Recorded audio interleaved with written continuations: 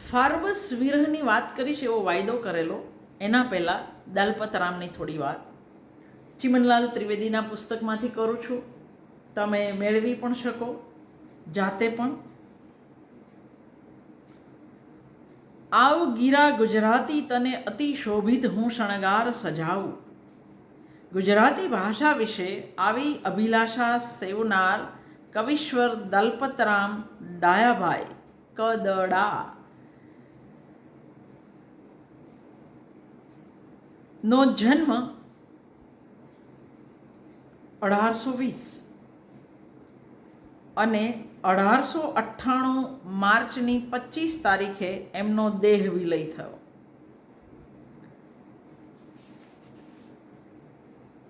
અંગ્રેજી શાસન અને શિક્ષણના ઉદય સાથે દલપતરામ અને નર્મદનો ઉદય થયો. આપણે સહેજ દલપતરામ વિશે વિગતો પણ સહેજ જોઈ જ લઈએ, પછી જ આગળ જઈએ. દલપતરામ 21/1/1820 જન્મ, 25 માર્ચ 1898 મૃત્યુ. દલપતરામના વિદ્વાન પિતા વેદિયા ડાયાભાઈ ત્રંબક તરવાડી જામનગરમાં જન્મેલા. એ પછી 33 વર્ષની ઉંમરે જામનગર છોડી વઢવાણમાં નાગરવાડામાં આવીને વસ્યા. દલપતરામના લગ્ન 3 વાર થયેલા. પ્રથમ લગ્ન 1833માં, પછી 1857માં અને પછી 1863માં. જેના 1863માં જેમની સાથે લગ્ન થયા એ નાનાલાલ કવિના માતા રેવાબા. દલપતરામ સ્વામિનારાયણ સંપ્રદાયના નીતિ, સદાચરણ અને સદધર્મના સંસ્કારોથી રંગાયેલા હતા. શામળ ઢબની વાર્તાઓ એમણે લખેલી હતી, જેનો એમણે નાશ કરેલો. દેવાનંદ સ્વામી પાસે પિંગળ અને અલંકારના ગ્રંથોનો એમણે અભ્યાસ કર્યો. વ્રજ ભાષાના પ્રબળ સંસ્કારોથી રંગાયા અને એના અનેક ગ્રંથોનું અધ્યયન કર્યું. એ ભાષામાં રચનાઓ કરતાં કરતાં રાજકવિ થવાની મહેચ્છા પ્રગટી. એ ભાષા સાહિત્યમાંના જડ જમક પ્રાસાનુપ્રાસ, સમસ્યા, ચાતુર્ય એમના લોહીમાં જાણે કે પ્રસરી ગયા. શ્રીજી મહારાજ વિશે પણ કાવ્યો રચ્યા. મૂળજી શેઠના વિશાળ ગ્રંથ ભંડારનું અધ્યયન કર્યું. શીઘ્ર કવિતા રચતા તો એ બહુ વહેલા થઈ ગયેલા. પછીથી ભોળાનાથ સારાભાઈ જેવા પાસે પિંગળ શાસ્ત્રનો અભ્યાસ કરી અને વઢવાણ પાછા ગયા. ગ્રહત્યાગ અને સ્વામિનારાયણ સંપ્રદાયની ધર્મ દીક્ષા એ એમના આરંભના જીવનના પરિબળો. પછી ત્રીજું અને મહત્વનું પરિબળ એ કિનલોક ફાર્બસ સાથેનું એમનું મિલન. શિલ્પશાસ્ત્ર અને ઇતિહાસના આ અભ્યાસી કિનલોક ફાર્બસ અમદાવાદમાં મદદનીશ ન્યાયાધીશ તરીકે નિમણૂક પામીને આવેલા.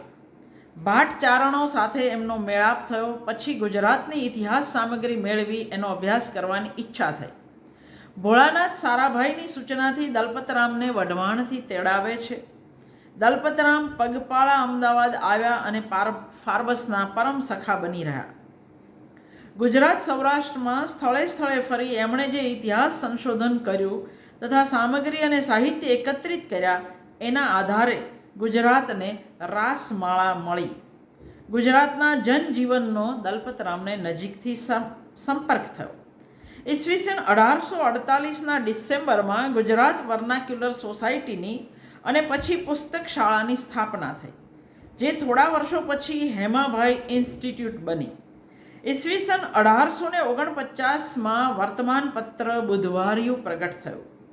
ઈસવીસન 1849માં દલપતરામે ઇનામી હરીફાઈ માટે ફાર્બસની પ્રેરણાથી પહેલો ગુજરાતી ગદ્ય નિબંધ ભૂત નિબંધ લખ્યો, જેનો ફાર્બસે પછીથી અંગ્રેજીમાં અનુવાદ કર્યો અને પછીથી એ નિબંધ ઉર્દુમાં પણ અનુવાદિત થયેલો. ગુજરાત વર્નાક્યુલર સોસાયટીમાં જોડાવાથી દલપતરામ ગુજરાતના સમાજ જીવન અને શિક્ષણ ક્ષેત્રમાં નોંધપાત્ર પ્રદાન કરી શક્યા. એનું મુખપત્ર બુદ્ધિપ્રકાશ એમના તંત્રી પદે વિકસ્યું અને સાથે એમના લેખન માટે વિશાળ ક્ષેત્ર ખુલ્લું થયું. એમના પિંગળ પાઠ પણ પહેલાં બુદ્ધિપ્રકાશમાં જ પ્રગટ થયા હતા, પછી ગુજરાતી પિંગળ તરીકે એ ગ્રંથસ્થ થયા.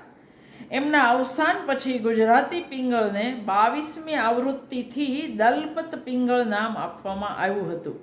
ગુજરાત વર્નાક્યુલર સોસાયટીને અત્યારે આપણે ગુજરાત વિદ્યા સભા કહીએ છીએ અને બુદ્ધિપ્રકાશ આજે પણ ગુજરાત વિદ્યા સભા દ્વારા બહાર પડે છે. દલપતરામ ફાર્બસની સાથે મુંબઈ, સુરત જેવા સ્થળોએ ગયેલા. સુરતમાં હુન્નર ખાનની ચડાઈનું કાવ્ય ભાષણ તૈયાર કરી નવા જ વિષય અને નવા વિચારને એમણે સુરતમાં રમતો મૂક્યો. એમાં દુર્ગારામ, મહિપતરામ અને નર્મદ જેવા શ્રોતાઓ ત્યારે બેઠા હતા. એ જ્યાં જતા ત્યાં કેફ નિષેધ, સંપ, ઉદ્યમ જેવા અનેક વિષયો પર ગરબીઓ અને વ્યાખ્યાન રજૂ કરતા. રૂડી ગુજરાતી વાણી રાણીના વકીલ તરીકે એમણે ગુજરાતી ભાષાનો મહિમા કર્યો. એ વાણીના પ્રભાવથી ભાવનગર વગેરેના રાજ્યના રાજવીઓને રીઝવી એમણે પુસ્તકાલયોની સ્થાપના કરી. વડોદરામાં વિદ્યા ખાતું ખોલાવવા પ્રયત્ન કર્યો. રાજવીઓ શિક્ષિત થાય એ માટે રાજ વિદ્યાભ્યાસના કાવ્ય વ્યાખ્યાન દ્વારા રાજકોટની રાજકુમાર કોલેજની સ્થાપનામાં પણ દલપતરામ નિમિત્ત બન્યા.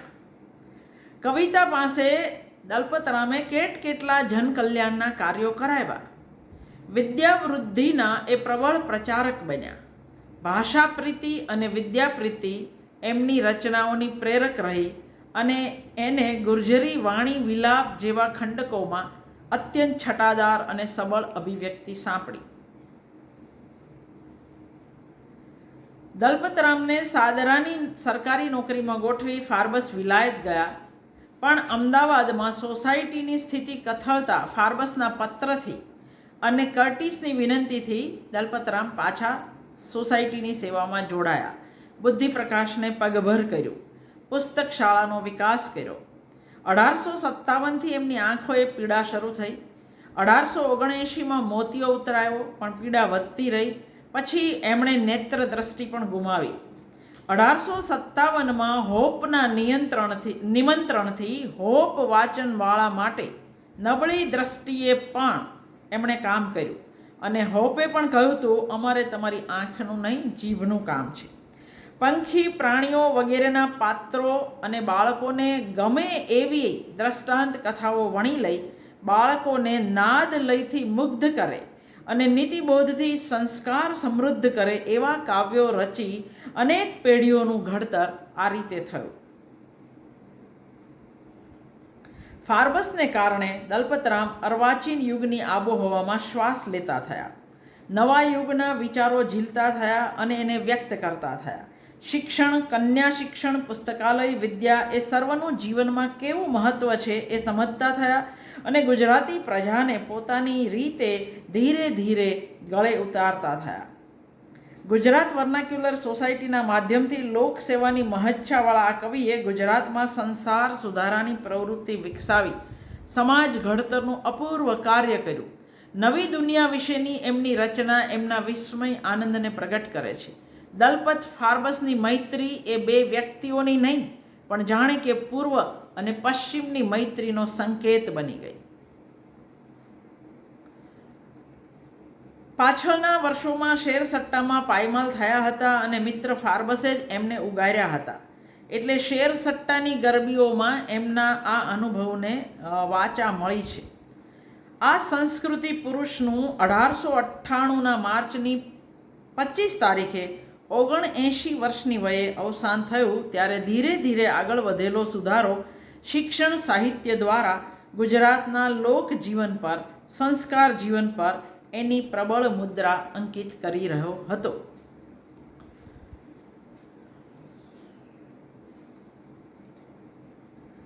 માત્ર છંદો વિધાનની વાત કરીએ તો એ દલપતરામે જે સફાઈથી વિવિધ છંદો અને દેશીઓ પ્રયોજ્યા છે એની 5 મોઢે પ્રશંસા કરવી પડે. અક્ષરમેળ છંદો હોય, માત્રામેળ છંદો હોય કે સંખ્યામેળ હોય કે દેશીઓ હોય, દલપતરામ સહજ રીતે પ્રભુત્વ દાખવે છે. અને એ પણ ત્યારે જ્યારે હજી અર્વાચીન શબ્દોવાળી સાહિત્યિક ગુજરાતી તો ઘડાતી આવે છે. કહો કે એવી ગુજરાતી ઘડવામાં દલપતરામની કવિતાનું પ્રશંસનીય પ્રદાન છે. એ સાથે દલપતરામે પોતાના સમકાલીનોમાં અને અનુકાલીનોમાં એક રીતે છંદ ગુરુની ભૂમિકા અદા કરી. એમણે રચેલું ગુજરાતી પિંગળ, જે પછીથી ગુજરાત વર્નાક્યુલર સોસાયટીએ દલપત પિંગળ નામથી પ્રગટ કર્યું, પિંગળના એ પુસ્તકની 1,00,000 જેટલી નકલ ભારત આઝાદ થયું એ પહેલાં ખપી ગઈ હતી. અર્વાચીન ગુજરાતી કવિઓને દલપતરામે સ્વયં વિવિધ છંદો રચી, છંદો વિશે ગ્રંથ રચી શીખવવાની પ્રેરણા આપી. રચ્યા છે રૂડા છંદ દલપતરામે, એમ પોતે કહેલી પંક્તિમાં જરાય અતિશયોક્તિ નથી. એમણે રૂડા છંદ રચ્યા છે. એ રૂડા છંદ રૂડી કવિતાના પણ એક રીતે દ્યોતક છે. દલપતરામને એકવાર સાંભળ્યા હોય એ ભાગ્યે જ એ ભૂલી શકે. એક શરણાઈ વાળો 7 વર્ષ સુધી શીખી રાગ રાગીણી વગાડવામાં વખણાણો છે. પોલું છે તે બોલ્યું તેમાં કરી તે શિકારીગરી, સાંભેલું બજાવે તો હું જાણું કે તું શાણો છે. આ કવિતા ગુજરાતી કહેવત બની ગઈ. એ જ રીતે ઊંટ કહે કાવ્યની અંતિમ પંક્તિઓ સાંભળી શિયાળ બોલ્યો દાખે દલપતરામ, અન્યનું તો એક વાંકું આપના 18 છે. દલપતરામનું નામ દાખે દલપતરામ સ્વાક્ષર સાથે ગુજરાતી ભાષામાં ઓગળી જવાનું એક કારણ હોપ વાચનમાળા માટે એમણે રચેલા કાવ્યો છે. ગુજરાતી પેઢીઓની પેઢીઓ એ કાવ્યો હમણાં સુધી ભણતી આવી છે. બંગાળીમાં વર્ણ પરિચય દ્વારા જે ભૂમિકા ઈશ્વરચંદ્ર વિદ્યાસાગરની રહી છે, તેવી જ ભૂમિકા હોપ વાચનમાળા દ્વારા ગુજરાતી ભાષામાં દલપતરામની છે. બોધ પ્રધાન કવિતા વિશે, તેમાંય સીધા બોધની વાત કરતી કવિતા માટેનો કાવ્યના જાણકારોનો અણગમો સ્વાભાવિક છે. પણ ઐતિહાસિક પરિપ્રેક્ષ્યમાં જોતા 19મી સદીના સુધારક યુગમાં સમકાલીન બોધની કવિતા કરતા દલપતરામને પણ સમજવા જરૂરી છે.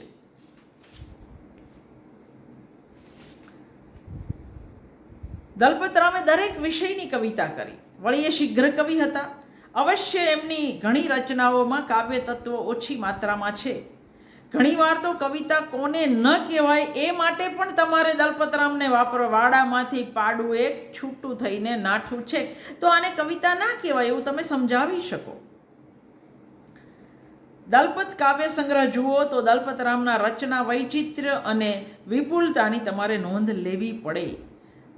બળવંતરાય ઠાકોર બકઠા, એમણે આપણી કાવ્ય સમૃદ્ધિમાં 1845માં દલપતરામે રચેલી બાપાની પીપરથી અર્વાચીન ગુજરાતી કવિતાનું પ્રસ્થાન માન્યું છે.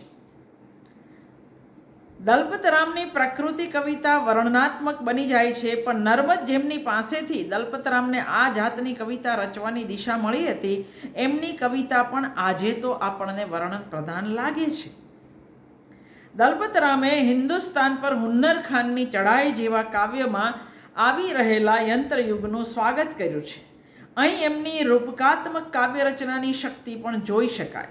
એ જ રીતે કવિતા જહાજના કુવાથંભ જેવા મિત્ર ફાર્બસના મૃત્યુજનિત શોકથી લખાયેલું ફાર્બસ વિરહ ગુજરાતી ભાષાની પહેલી કરુણ પ્રશસ્તિ એલિજી ગણાય છે. દલપતરામની કવિતામાં જે વિનોદ વૃત્તિ છે તે અન્યત્ર વિરલ છે. એક શરણાઈવાળો જુઓ કે કેડેથી નમેલી ડોશી જુઓ કે ઊંટ કહે, આ રચનાઓ એના માટે પૂરતી છે. યા હોમ કરીને પડોનો મંત્ર આપનાર ઉત્સાહમૂર્તિ નર્મદ અને ધીરે ધીરે સુધારાનો સારમાં માનનારા ઠરેલ બુદ્ધિના દલપતરામ ગુજરાતી કવિતાનું અપૂર્વ અનઉત્તર દ્વંદ્વ રચે છે. આ બે સમકાલીનોના સંવાદ વિસંવાદની કેટલીક વાતો ગુજરાતી સાહિત્યના ઇતિહાસમાં ચર્ચાતી રહી છે. એક રીતે જુઓ તો બંનેની કવિતા એકબીજાની પૂરક બને છે.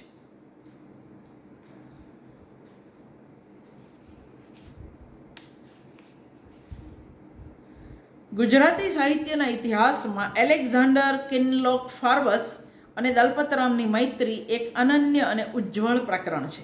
ગુજરાત અને ગુજરાતી ભાષાના પ્રેમી અંગ્રેજ ન્યાયાધીશે આ બંનેની પહેલી મુલાકાતમાં ફાર્બસ પર વ્રજ ભાષાની કવિતાથી પ્રભાવ પાડવા મથતા સ્વયં દલપતરામનો ગુજરાતી ભાષા માટે ફાર્બસ પ્રેમ જગાડે છે એવું નોંધાયું છે. દલપત ફાર્બસ મૈત્રી એટલે પૂર્વ પશ્ચિમનું મિલન. એમાંય દલપતરામને સમગ્ર રૂપે ફાર્બસની મૈત્રી વિશેષ ફળપ્રદ નીવડી છે. દલપતરામે પોતે ગુજરાતી ગીરાને શોભિત શણગારથી સજાવી એટલું જ નહીં, એ ગીરાના સાહિત્યને પોષક અનેક પ્રવૃત્તિઓ કરી. ફાર્બસની પ્રેરણાથી 1848માં સ્થપાયેલ ગુજરાત વર્નાક્યુલર સોસાયટી, હાલની ગુજરાત વિદ્યાસભા, જેને 1998માં 150 વર્ષ પૂરા થયા, એની સાથે યુવાન દલપતરામ જોડાય અને જોત જોતામાં એને ગુજરાતી ભાષા, સાહિત્ય અને સાંસ્કૃતિક પ્રવૃત્તિનું કેન્દ્ર બનાવી અમદાવાદ શહેરના પ્રતિષ્ઠિત નાગરિકોને એમાં રસ લેતા કર્યા. સંસ્થાના મુખપત્ર બુદ્ધિપ્રકાશના તંત્રી તરીકેનું કામ સંભાળ્યું અને એ રીતે ગુજરાતી સાહિત્યિક પત્રકારત્વના ક્ષેત્રે મહત્ત્વનું પ્રદાન કર્યું. આપણું પહેલું ગુજરાતી સાહિત્યનું સામયિક એટલે બુદ્ધિપ્રકાશ, અને જે આજે પણ ચાલે છે, આ એક રેકોર્ડ છે. નીકળીને વઢવાણથી જે પંથ દલપતરામે લીધો તે લીંબડીથી ક્યાંનો ક્યાં લઈ ગયો.